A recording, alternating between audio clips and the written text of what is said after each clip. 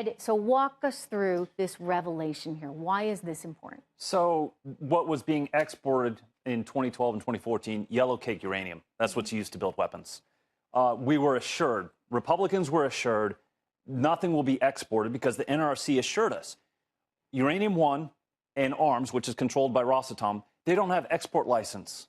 But what they didn't tell them is that the NRC amended a current export license for a Kentucky trucking company that allowed them to export uranium from Wyoming to Canada, and now we know that 25% of that made its way into Europe and Asia.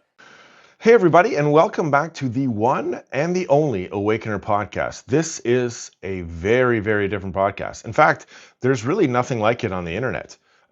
If you're watching the news nowadays, you are getting bombarded left and right with all bunch of nonsense, and it's really a giant distraction to distract you from what is actually happening.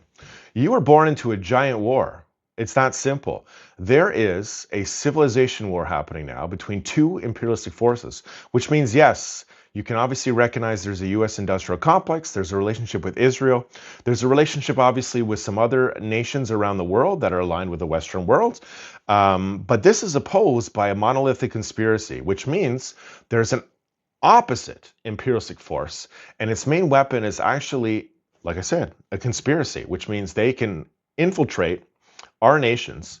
They can infiltrate basically everything from our education systems to healthcare and so on and so on. And this is really the government that controls us. Now, I've explained on previous podcasts that this government obviously is connected to George Soros, and George Soros was involved as a KGB collaborator faking the Iron Curtain collapse. After this collapse, he went over to the USA, he went over to Ukraine, he embedded himself in the USA, and he embedded himself in Canada, and they've embedded themselves all over the Western world. And now George Soros, basically, and his money, indirectly or directly, controls every single government in the Western world, which means the Soviets, the Russians, control every aspect of the Western world. So like I told everyone from the beginning, two things are happening. Either Trump is with the Russians and he's doing this to destroy everything that we believe in because he is an enemy agent, or the previous government, or the government that's the establishment, works for the Russians and is promoting Marxist propaganda. Well, like, if you have any kind of pea-brain, it's very, very easy to recognize exactly what this propaganda is. If you go down and you see these protests, I live in, obviously, downtown Toronto, well, east end of Toronto. If you go there, you can see these protests that are happening on various kind of street corners where they're saying Palestine this and Palestine that and all this stuff. And there's actually little communist things set up there, and they openly identify themselves as communists, and they think this is a great thing. This is what's happening in the Western world, ladies and gentlemen. The communists are here. It never used to be like this in the 1980s. In the 1980s, everyone hated communists. If you were a communist in 1980, after the open death of their own people, yes, let's get to that. So I saw a video online where the US had killed, they said they killed 20 million people since 1945 in their quest for imperialism. Okay. And right away I thought to myself, 20 million, that's chump change. If you count all the slaughter that happened in the USSR and the famine, that's 60 million people. If you count Mao and China, that's another 60 million people. What about Vietnam? What about Laos? What about North Korea? What about all these Islamic nations, like Iran, like you just saw? How many people did they slaughter in the streets? The 20 million is actually chump change compared to what the communists have done. And you live in a fallen world, ladies and gentlemen. There is no peace. There will never be peace. There will never be perfectness. You are just a vessel on this planet, hopefully for good and hopefully for change. And you are watching these two imperialistic forces go at it. And someone's going to win all the marbles, ladies and gentlemen. And this is really what I've dictated or explained on this show. Now, if you go back to the video at the beginning, so we're going to rewind. Go back to that video where he talked about the U.S. uranium. So this is happening once again because George Soros put in Obama, and Obama was the Soviet plant.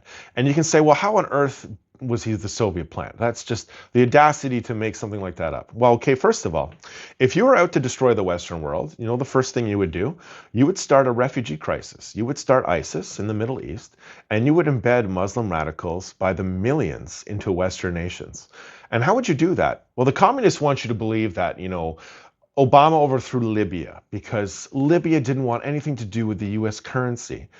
No, absolutely not. Libya, and I believe it's Tunisia right above it, are the easiest access points into Europe. If you look at the Arab Spring that happened that Obama did, where he destabilized the entire Middle East, this was to promote radicalism and to promote a refugee crisis. So think about how the US is arriving with aircraft carriers on Iran's soil. Iran and crew have already embedded millions of the enemy here. And if you're noticing the terrorist attacks that are starting to increase in the United States right now, hello, the enemy is here. And if you Google refugee boats in the Mediterranean, they're not women and children. They're all military-aged men. Listen, if Canada is going to go down, and it's going to become a complete dictatorship here. Men my age stay and fight to fix their country. This is what men do. Men die so that future generations can have peace and prosperity. Men don't flee unless they're invaders. So this is a very much a different war. You have the US's open war versus you have the opposite side where they come in stealth. Oh, there's a drowned baby boy on the Mediterranean right there. You see that image? You remember what they all did? They took a video of that boy that was drowned. It was horrible, but it just tugs at your heart. Now let them all in. Let the Trojan horse in. And this is specifically what Obama was doing. What else did he do? Let's see. The U.S. uranium, obviously, where did that go and who is implicated in that? Well, I guarantee you, and I've been talking about this for quite some time, that this U.S. uranium is in Iran's nuclear facilities. What else did he do? Why would he cancel the space shuttle program when Iran and North Korea are developing EMP weapons in space?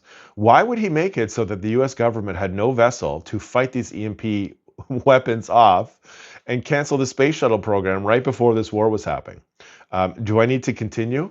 Okay, I'm going to continue.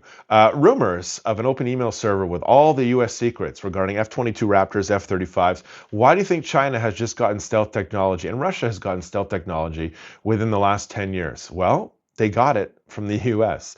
How on earth did China and Russia get hypersonic missiles from the U.S.? This is a war, ladies and gentlemen.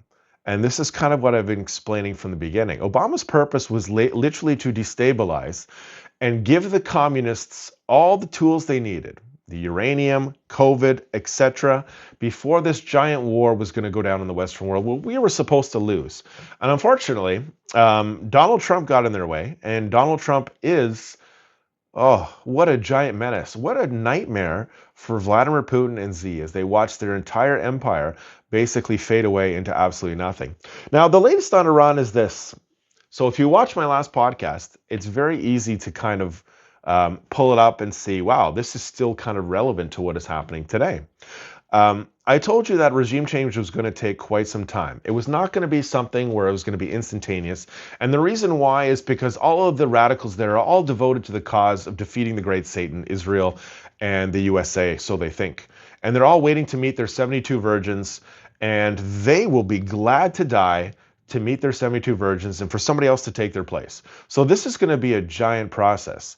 But eventually it's going to lead, like I told you before, to China and Russia have a problem because they don't have access to Iran's oil anymore. This is going to bring about really catastrophic problems for them if they decide to do anything such as joining Iran or protecting Iran or going for Taiwan or wherever they want to do after this. This is really going to put a huge knot. And this is really, I think, one of the final knots or screws that's being put in their giant campaign before they go for it or they don't go for it. We're going to find out. I got sneaking suspicions they will, but it might not be for a while. So we're going to see. But anyways, I just like I said, I come on here sometimes and I just have to vent. I just have to vent. I don't do podcasts all the time, but sometimes I see something in the news and I see to myself, why is it that the general public can't see this? Because it's so open. The only mistake Barack Obama ever made was really hiring Michael Flynn. Because if you go back to that main video about the US uranium being transported to Canada, the EU, and then obviously to Asia, who was in charge of the DIA during this time? It was Michael Flynn. And didn't Michael Flynn have this huge fight with Obama?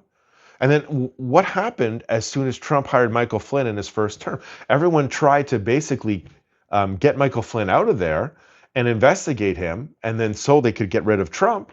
And this is where we're at, ladies and gentlemen. This is a giant war we are witnessing. But you know what, though? The miracle is coming for the Western world. And the miracle, I believe, is going to be amazing. We've had freedom for, obviously, Cuba is coming up next. Freedom for Cuba, freedom for Venezuela. We're going to have freedom for Iran. And yes, we're going to have freedom for North Korea. We're going to have freedom for Russia too, maybe.